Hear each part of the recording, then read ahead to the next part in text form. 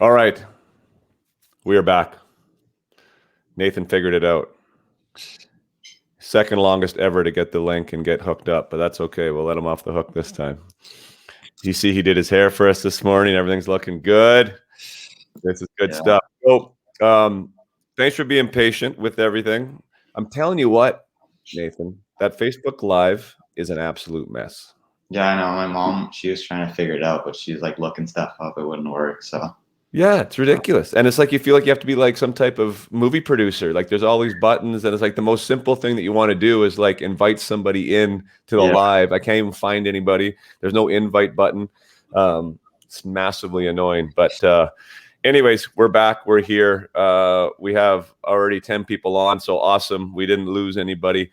And yeah, we're here to celebrate you, buddy. So I need to introduce Nathan. So Nathan and I have been working together for about 9 months now, if I got my calendar correct.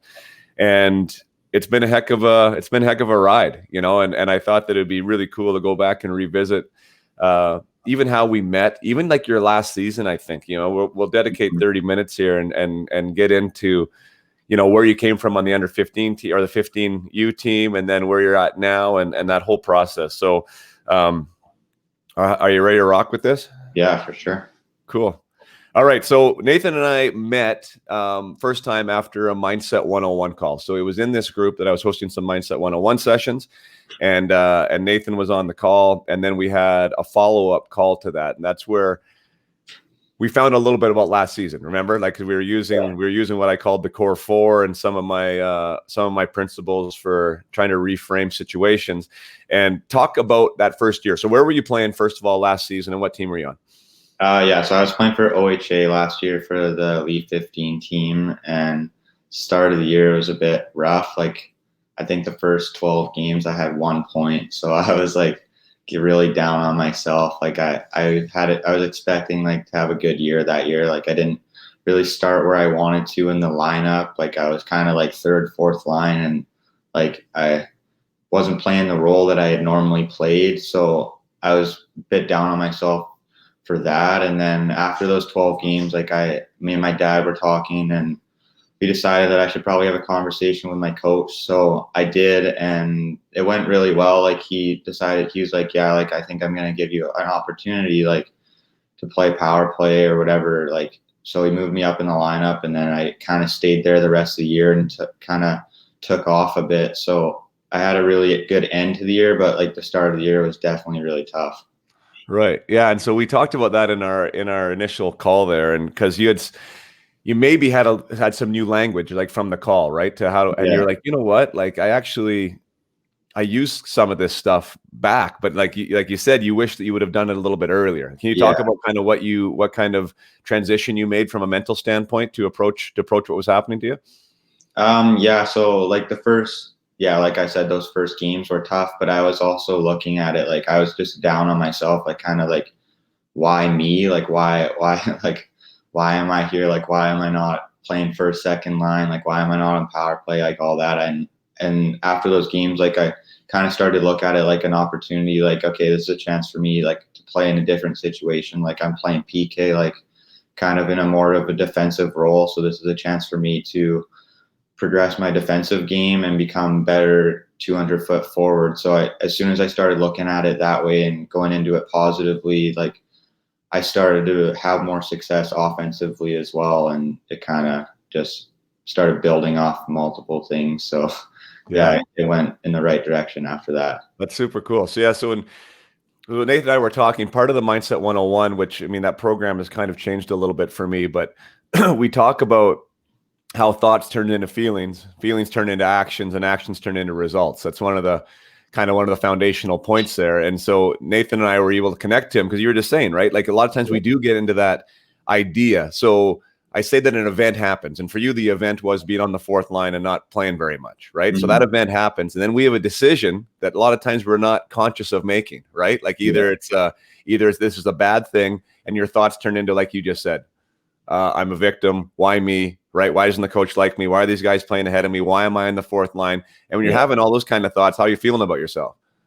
Yeah, like I'm not feeling good about myself, obviously. Like I don't know, like I was in a tough spot mentally for sure. Like, I don't know, I was just like at a point where I like even in school, like all I was thinking about, like I was on the fourth line, like I'd never been in that position before. So that was really tough for me. But I also think that going through that helped me grow and like maybe become a better player because of it. Because lots of players have that role all the time. So it like gives you a better appreciation for like your teammates and what they go through sometimes. So Yeah, and you were able to find a way to get out, and with the support of your dad and your coach, and mhm. like you were able to use that to earn your way out, right? Like to change your way you were thinking, so you were going to take different actions, get different results. So that was really cool. So when Nathan and I first met, he had gone through this on his own. Like I want to make sure that that's aware. I mean, him and his dad and his coach, when he figured it out, and one of the big takeaways for Nathan was, well, geez, I really wish I had this stuff before, so I didn't waste like the 12 games or whatever you were saying. You know, like I was just there too long. I wish I wouldn't have sat in that kind of hole for so long, right? So that was really interesting to have those like dots connect. And then, yeah, I mean, you and I kind of just seemed to hit it off and we got along. And why don't you tell everyone kind of where you were at when we were working, or I said, hey, what do you need to work on? Or what do you think Nathan needs to be a better player? What were those things? Well, mostly it was my confidence, like just going into things like feeling confident. Like that year, I was feeling confident at the start of it, but as soon as that happened, like I got really down on myself. So I think that kind of like working on my confidence and just pushing through things was something I needed to work on quite a bit, and kind of like focusing on my end goal and not necessarily what's happening to me like right at this moment. So that's kind of what I came to you looking for. Yeah, right. So you said you're a little bit down on confidence, and I mean, another way I'll put it is, which I had in my notes, was that you're focusing on the negative quite a bit, right? Like Yeah. you were being hard on yourself, Yeah. you know, and that's the way you're wound. And by the way, for anyone out there, parents out there, players out there that are listening, often high achievers are very hard on themselves. That's usually part of the game, and so it's trying to figure out, right, how do we use this competitive nature for these athletes? That is a very, very, very valuable tool, but we need to use it so they can assist them in helping them grow, not holding them back. And Nathan found himself getting in a spot where he was really not really celebrating the successes as much as really focusing on the weaknesses, correct? Yeah. Yeah. Right. So one of the things when we started working together was that was one of the things that we do. And I wasn't specific to Nathan, but we started focusing on what you're proud of and what's worth celebrating. Because Yeah. it's interesting when we start changing that hook, right? Instead of being in the negative, now you knew you had to come on a call, or you knew you had to text me with what the heck was going good, right? So now even during the week, you were kind of thinking about, hey, what am I gonna look for here, right? Yeah, like that helped me a lot, just like kind of doing like finding things every day that to be proud of, like whether you do well on a math test or like I don't, just simple things like that. Like you woke up when your alarm went off, you didn't hit the snooze button, like little stuff like that. Yeah. So that kind of helped me like to find things in my game that I would be like proud of and make me more confident going into the next practice or next games, training session, whatever, stuff like that. Super cool. Yeah, because one of the things, like one of my taglines, it's definitely not mine, but it's like, how you do one thing is how you do everything. So one of the things that I congratulate your parents on, well, and you too, because there was this, the discussion at the time was, well, when is the right time to start? You know, when should we start working together? And I was like, well, I think right now, because the season was actually over, right? Yeah. We had like 2 months before your season started. And you need to work on this stuff outside of the game, which I think you really understand now, right? Yeah. And at the time, it was a little bit harder though, right? Because you're like, well, I'm not playing hockey. Why would I be working on hockey stuff, you know, when there's no season? But we were working on it during school. We were working on it during your golf game, during your workouts, right? Like there's ways for us to start looking at this perspective. So when you're in the game, it's easier, right? It's easier at the time. So can you speak to that a little bit? Because like how we started to build that momentum. Yeah, well, I think we started like late summer, and for me, I was kind of like, oh, that's kind of weird. Like, why wouldn't we start in September, October? Like when I'm playing games, like, isn't that when I want to be doing my mental coaching stuff like that? But I didn't really understand that all the practice that I needed to go into it so that I could apply those strategies like during my games or my practices. So I know we did it a lot with like my golf game. That was just an easy way to be competitive and work on my mental game throughout the summer. So that's something we focused on a lot. And I didn't really understand that practice portion of it at the start. Right. And it was really neat. Like we were starting to talk and you were starting to pick up things like, how you would look at a situation differently, apply a new strategy to it and have a different result. You were also noticing it in other people around you, like mom or dad or friends or whatever, and like coming and telling stories of where you picked it up. And that was really interesting too. So, so part of that thing we talked about before. So one of the things you wanted to work on with confidence. Now, how do you think, or do you think that we were subtly building your confidence with a little bit of momentum throughout that summer? Do you feel that we were kind of picking away at that? Yeah, I do, but I also feel like we weren't necessarily focusing directly on confidence. Like we were just focusing on the little things that make it up confidence. So I think that was really beneficial for me because I know we talked a lot about like the mental reset for my golf game, and that helped a lot because I instead of going into a shot like, oh man, that last time I sliced it here on this hole, like I'd be thinking of like, this is just another golf shot, like just try and do your best, like make contact. So I don't know. I think that helped me a lot going into just practices and games or whatever. Right. And for everyone listening here, like confidence, I'm a massive believer that you earn your confidence. Of course, there can be people around you, support people, whether it be a coach or someone like me or your parents or even your peers that can help with that. But when it becomes real is when you're earning it. And sometimes it's not really super obvious, right? But like, I'll tie those two things together. So acknowledging your successes and your wins, right? So when you come on the call, like, this is what I'm proud of.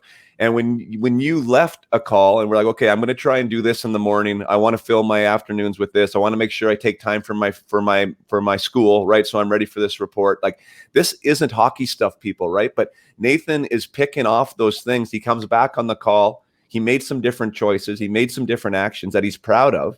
Guess what happens? You get a little bit more confident. Yeah. You have just a little bit more self-esteem. Right? You have a little bit more reason to feel good about yourself because you feel and you see that the actions you're taking is making a difference. And that's why I get all passionate and I love it, because it's like, it's subtle, right? It's subtle, but it's real, So then when you do get on that ice, and then so we're working on things like intention, right? And that was one of the things that we really started to work on, and we're still working on it, right? Like how to apply what you want to have happen and how do we make that happen, right? And getting good at exercising that muscle.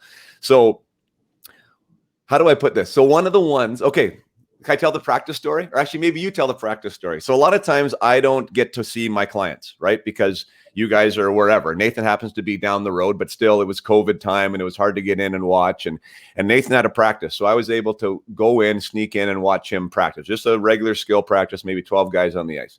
So can tell that story if you don't mind.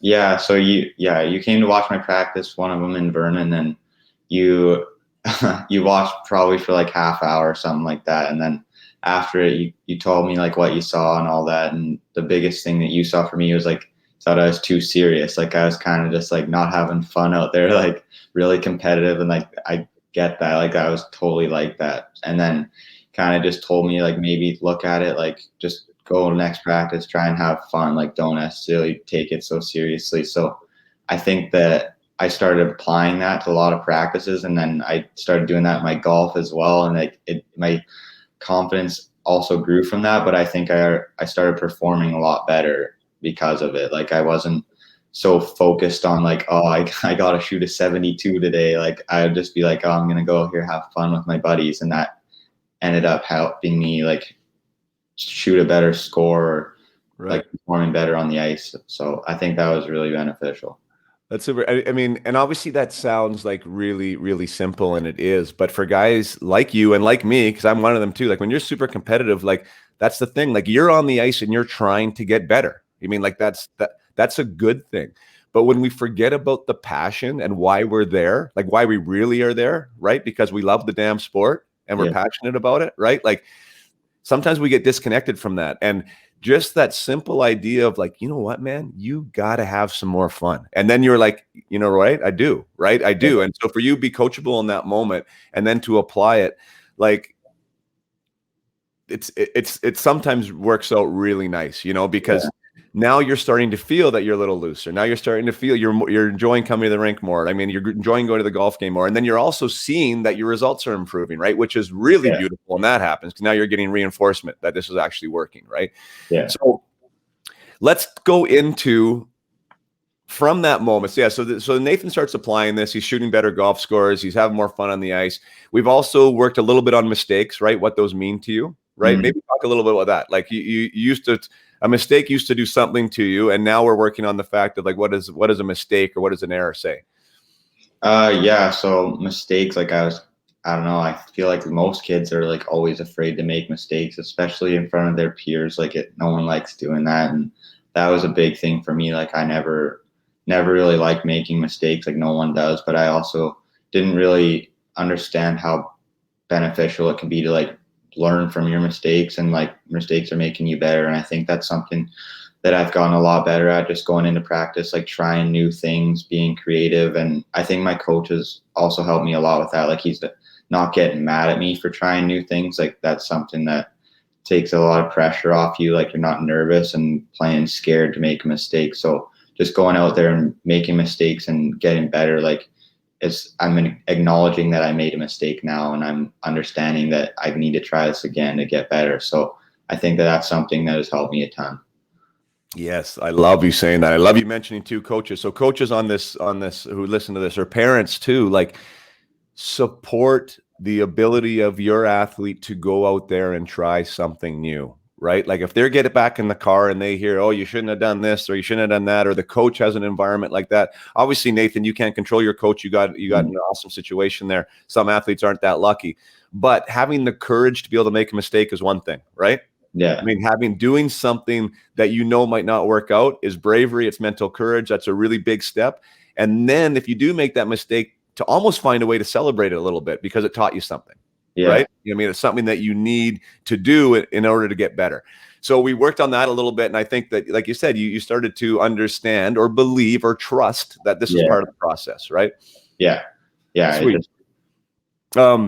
Let's talk about camp, like the first camp. So you go into Salmon Arm. You had a couple camps in the summer, like when COVID opened up a little bit, and they were successful, right? So they were successful, and I don't know if you're going to touch on it, but I'll lead you there. But what I believe you went in with some intention to that camp. We were working on intention, and I believe you went in with some intention. What was that intention, and what was the result for you? Yeah, well, like I was going to Salmon Arm spring camp, so I was just like, me and my dad talked a lot, and you too, like we just talked a lot about just going there I had nothing to lose. Like I was just going there to have fun. Like it was an experience for me. Like I wasn't trying to make the team. I wanted to play another year midget. So I was just going into camp like, I'm just going to do my best and we'll see what happens. Like everything will go as it should. So I just went in like trying to have fun, and it ended up working out. Like I played probably some of the best hockey I've played, and I got invited back to main camp, and I kind of went into main camp with the same mentality. Like I wasn't, nothing had changed really. It was just another camp. I wasn't trying to make the team. So I just wanted to get AP'd with the team. So I just wanted to go in there and kind of prove myself against the older guys. But I also wasn't too focused on that. I was focused on just going out there and doing my best, having a good time, and learning as much as I can from the experience, and hopefully taking back what I learned to my major midget program. Super wise words. No, and geez, man, you're so well spoken for 16. You're like crushing it. You're doing such a great job. And a pleasure to work with everybody who's listening. Like Nathan's so mature and he's so coachable and he's so into it. Like it's so much fun. But there was an intention though. So I mean, first of all, that's amazing, right? So you go in there, you're not all hyped up. You're understanding that, hey, I'm going to play loose. I'm going to play free, right? There's nothing for me to lose here. That's a great perspective to hit. But you had an intention about how you wanted to be on the ice specifically. Do you remember what that was? No, I don't. You wanted to own the puck. You said, I wanted to have the puck. Oh, yeah. Yeah. Right? Because you're going to be in an environment that was fresh. And a lot of times when we get excited, we think we want the puck, but then we're actually not making plays with it. And we're getting rid of it as quick as we can. So Nathan said that this was something that he used his intention tool on, of like, this is what he was focusing on. When he had the puck, he wanted to have the puck and he wanted to make plays with it. So do you remember that now? Like, do you remember that happening? Yeah, I do. And I think that the reason I wanted the puck, like a lot of the summer, like it just grew my confidence, like working with you, like also helped my confidence a lot, like having the puck, like not necessarily like, I was more confident to have the puck and make plays than I probably ever was before. So like going into that camp, like wanting the puck, like I wasn't afraid anymore to necessarily have it and make mistakes. So I think that going into that camp and just wanting the puck, and I like ended up doing that. Like I ended up having the puck quite a bit, and that got noticed, obviously. So I think that helped me a lot, like going in with an intention and not necessarily just going into, I don't know, have an end goal, if that makes sense. Like not just going in to make main camp, but like going in with some things that you're going to do so that you can make main camp. Right. Exactly. Or a lot of times players will go in and be like, they're focused on the result of like, well, I need to have a goal or an assist, or I want to score tonight, or whatever that thing is, right? But like you taking it a step farther back and saying, I want the puck.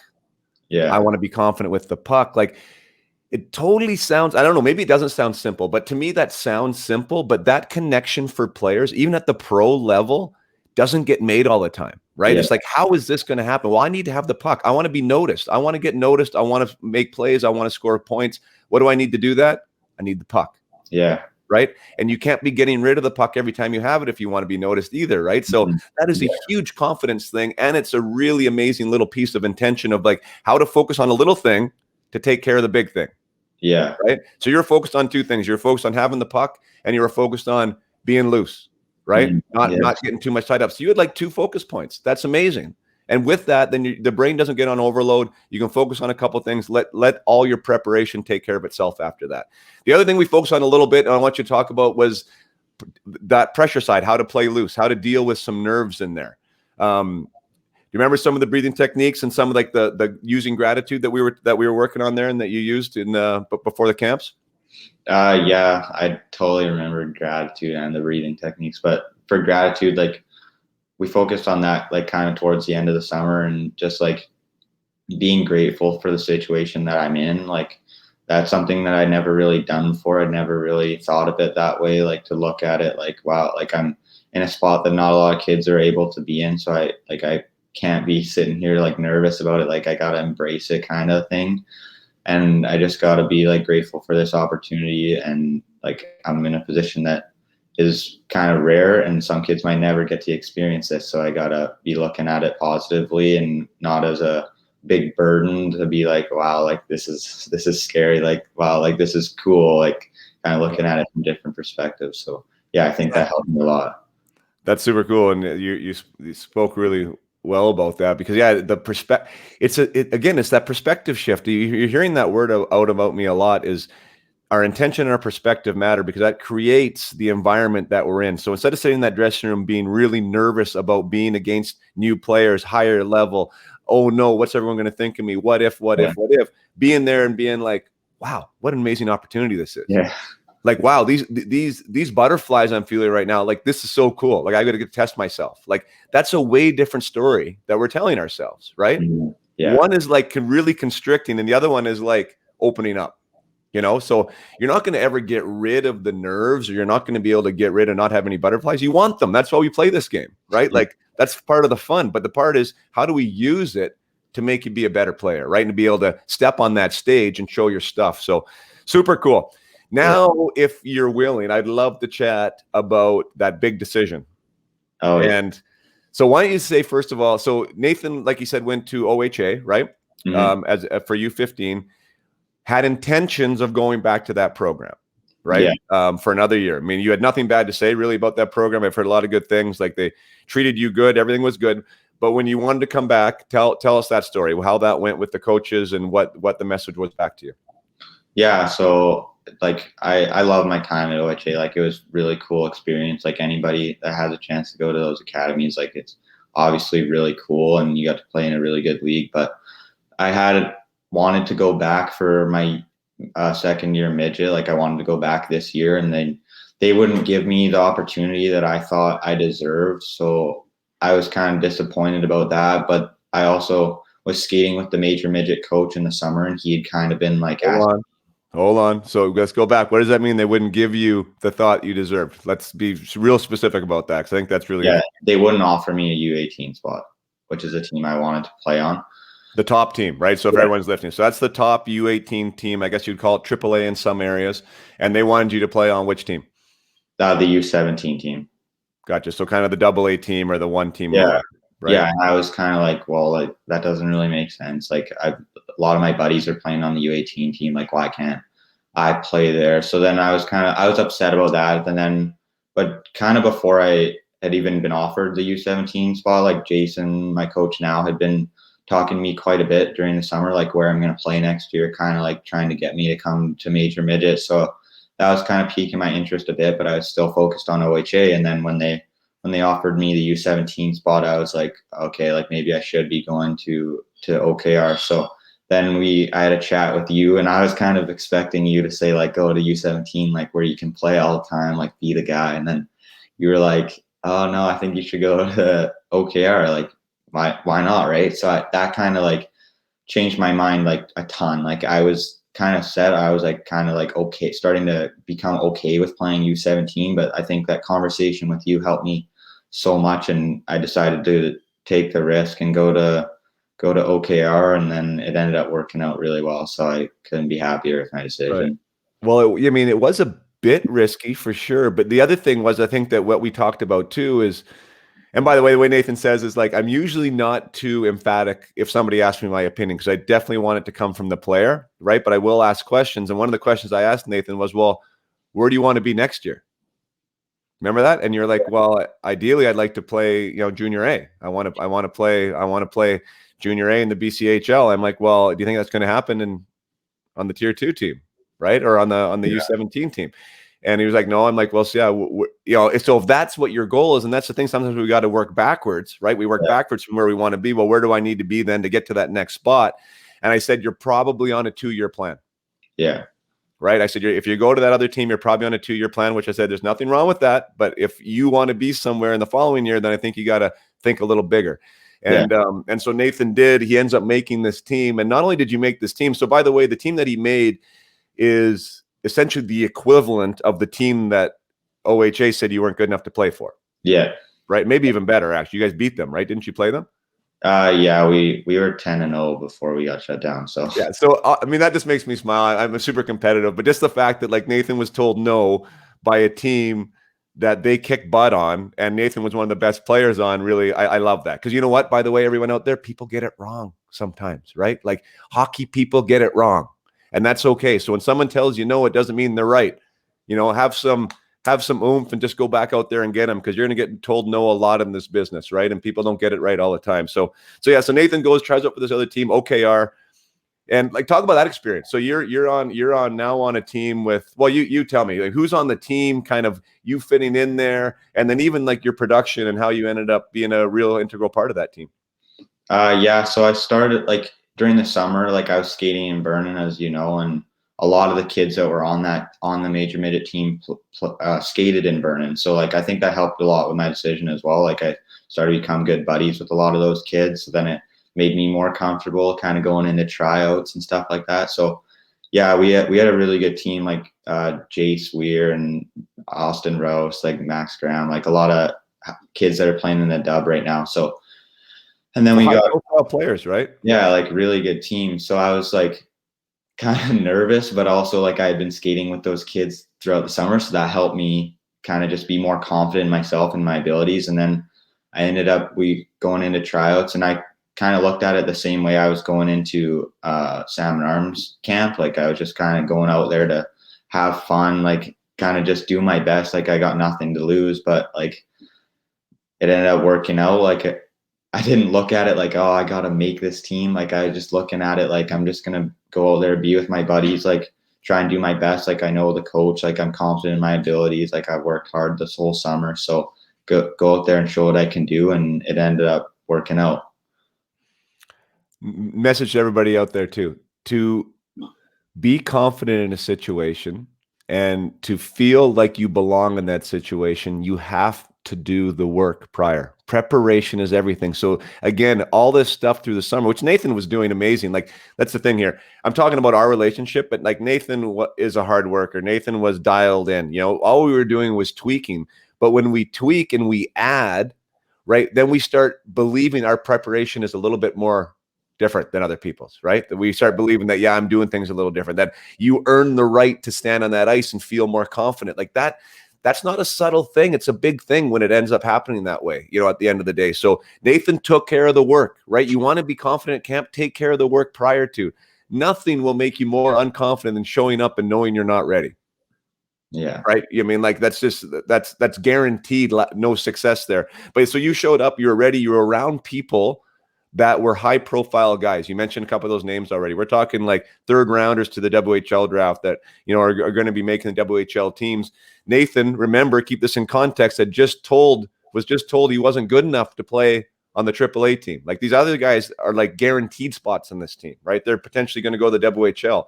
So Nathan's now been able to play with these guys, been able to see kind of how he measures up, being able to interact with them, close the gap, have his own personal measuring stick, and feeling like, hey, I belong here, right? Yeah. I belong here.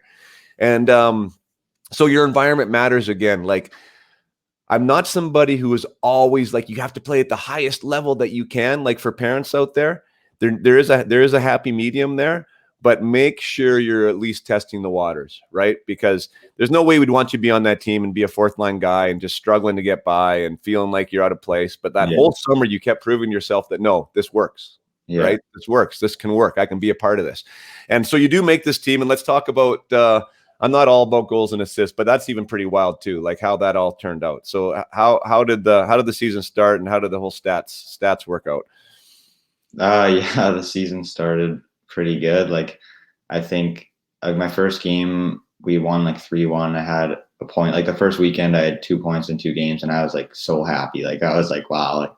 Like it kind of just, like, my confidence just started growing from there. And I think I got like kind of lucky with those, like with the 1 goal. But like, I don't know. I think that from there, like, I kind of just, my confidence just grew. And then the next game, I think I had a hat trick. So like, it just kept going up, and I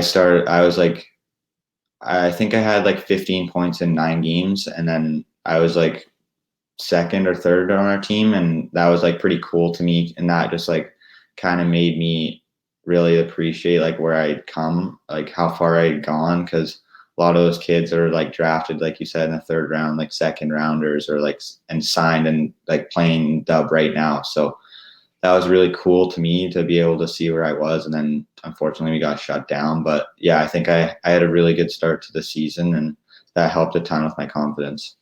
Yeah, that was wild. And the one thing that we kept doing there, well, I was saying, like, protect the streak, right? Keep doing what you're doing. Because that's the thing too. A lot of times when athletes start going well, is that sometimes we start taking it a little bit for granted and we get comfortable, right? But it was like, okay, let's keep doing what we're doing. And yeah, like, massive results. Like, I just completely love that story, and how actually that was more like in 6 months, right? You went from being told no from a place that you were writing a really big check for to be involved in, to making this other team, to being on the same footing. And now let's walk through that process, actually. So of talking with these teams, a lot of people in this group are hoping this happens to them one day, parents included. You're taking care of your business on the ice. You know what? Actually, I'm going to backtrack, because we talked about how important the relationship with your coaches and your coaching staff, right? And building that trust and having that respect. How is that relationship with your coach, and how did you gain his trust? What, in your words, from a 16-year-old player, how did you start building that relationship with him?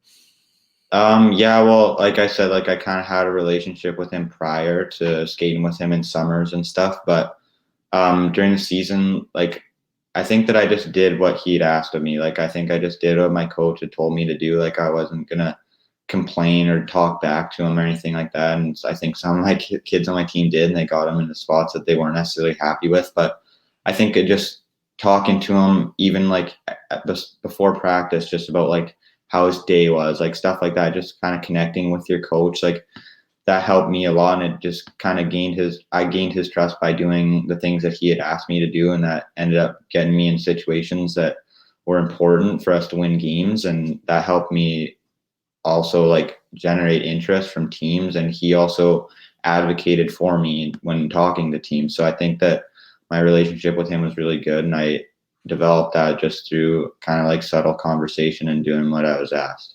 Yeah. Well, and your character.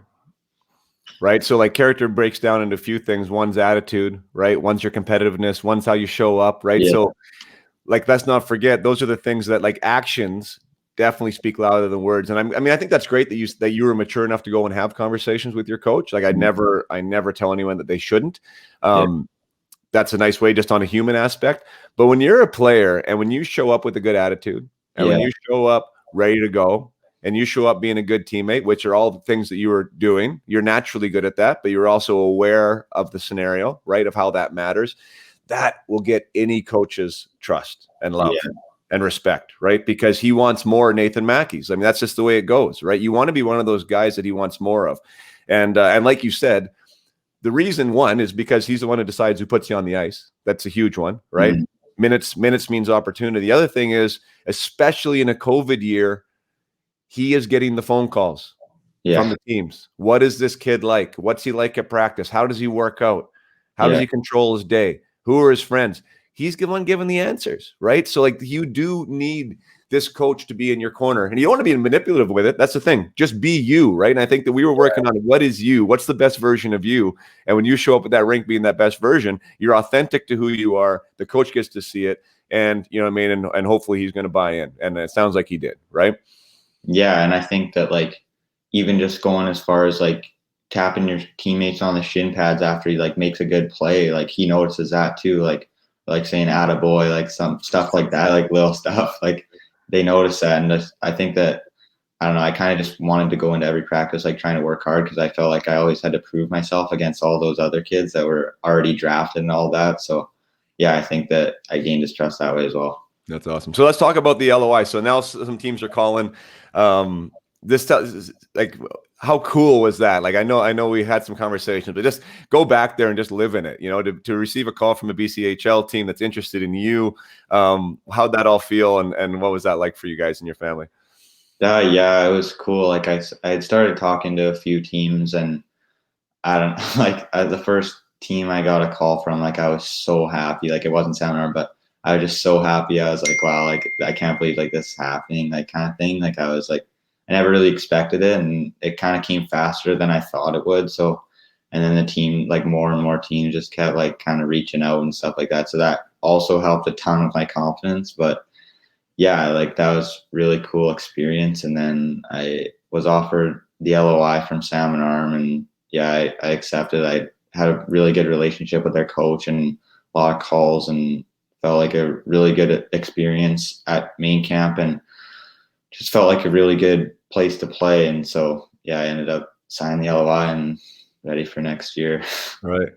Oh, that's super cool. I love that story. And of course, man, like we said on the call, like our previous call, like, acknowledge it, be proud of it, and celebrate it. And now it's like, well, let's get her going, because you know you're a step closer to where the heck you want to be, which is that Division I scholarship. And yeah, so Nathan and I even talked about that, right? Like sometimes we can celebrate that and feel like we've taken care of business and we take our foot off the gas pedal. But, you know, Nathan's wise enough to know that, you know, he's got to be able to play on this new team. He's got to be able to make this team. He's got to be able to make an impact. So now it's go time to get ready for that next step. But that's so cool. If anyone, so yeah, there's lots of congratulations here. Jared Hope says congratulations. A lot of great messages. Congratulations on your achievement, Nate. And does anyone have any questions for Nate? If there's any players out there, like we'll cut off now, or any parents, if there's anything that anyone would like to ask, we'd love to answer them. Again, there's the guy that's gone through it, you know, ups and downs, ins and outs, has an opportunity to play in the BCHL next year, which is awesome. And doing things the right way, I think. Or any questions to me about coaching or my approach or my philosophy, by all means, we'll take a couple minutes now. And if not, that's all good too. But I'll give everyone a couple minutes. Anything else you want to add there, Nathan, before we go? No, I'm happy to answer any questions. Sweet. Perfect. Yeah, it looks like more congratulations, which you deserve and you've earned. So keep earning that confidence, buddy. And yeah, we'll leave this on the site. If anyone has any questions for me, Jared has some. What feedback would you guys give a young player today?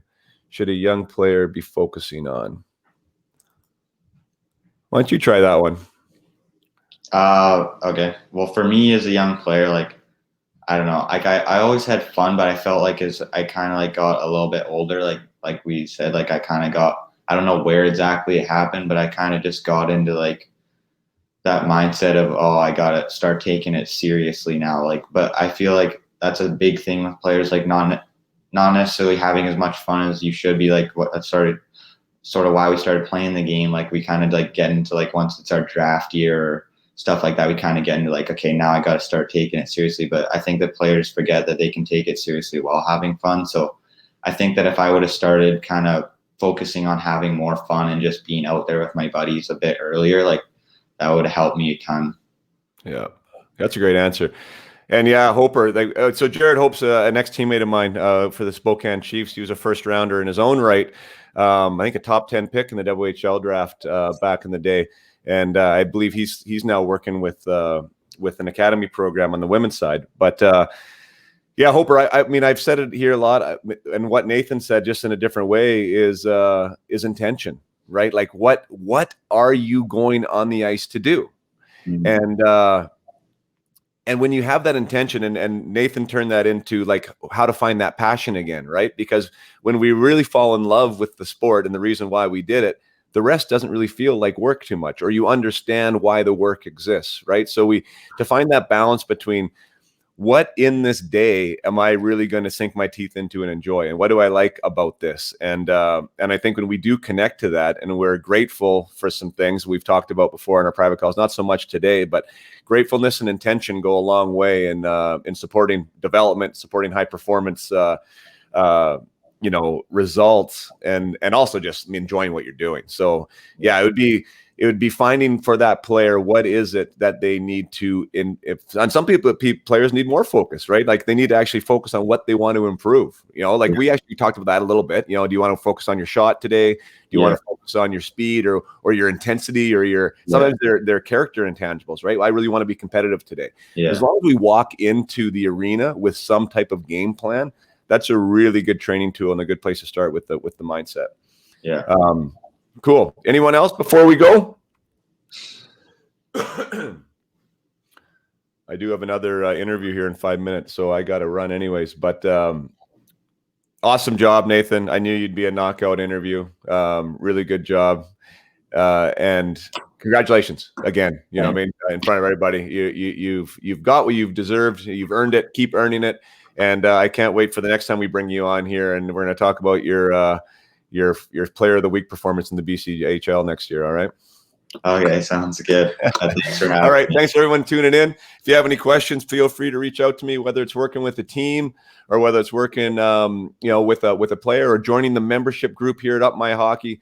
Lots of great stuff, and it's all about getting these young athletes to take ownership of where they want to get to, feel like they're empowered, and gain that confidence that Nathan's been talking about. Nothing makes me happier, nothing makes me prouder than seeing guys like Nathan with a smile on their face and enjoying what they do and getting the results for it. So thanks, Nate. Thanks for everyone tuning in, and we'll talk to you soon. Cheers. Yeah, thank you.